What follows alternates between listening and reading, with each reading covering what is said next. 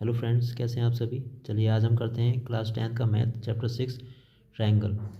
तो इसमें हम देखते हैं कि अगर दो त्रिभुजों को हम समरूप कर रहे हैं, समरूप हम दिखा रहे हैं, तो सबसे पहले तो हम देखेंगे कि त्रिभुज के जो तीनों कोण हैं वो दूसरे वाले त्रिभुज के तीनों कोणों के एक एक करके बराबर होने चाहिए। जैसे ए बराबर होना चाहिए डी के, या बी बराबर होगा ई के, और सी बराबर होगा एफ के, दो त्रिभुजों में। ठीक है, तो इनको सही क्रम से भी लिखना ज़रूरी है।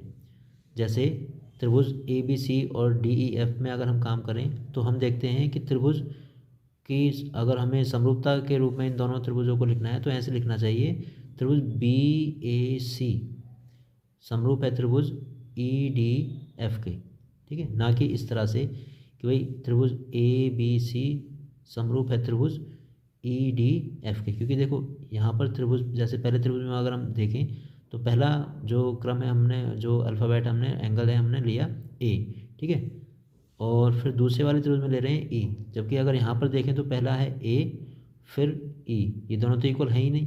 ठीक है, ए और ई तो इक्वल है ही नहीं, तो ये तरीका गलत है। अब दूसरा एग्जाम्पल जैसे देखो, ये दे रखा है ए, है ना, पहले वाले त्रिभुज में, और फिर दूसरे वाले त्रिभुज में हम ले रहे हैं एंगल एफ।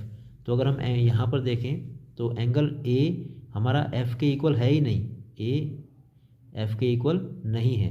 तो इस तरह से भी हमें नहीं लिखना चाहिए। हमें लिखना चाहिए कि भाई अगर हमने पहले वाले त्रिभुज में एंगल लिया है बी, तो दूसरे वाले त्रिभुज में भी एंगल ई लेना चाहिए। जैसे देखो बी बराबर किसके है, ई के बराबर है। ठीक है, उसके बाद ए किसके बराबर है, ए बराबर है डी के। तो हमने यहाँ पर वही क्रम लिखा है, बी बराबर है ई के, फिर उसके बाद ए बराबर है डी के, उसके बाद सी बराबर है एफ के। तो इस तरह से उन्हें लिखना चाहिए।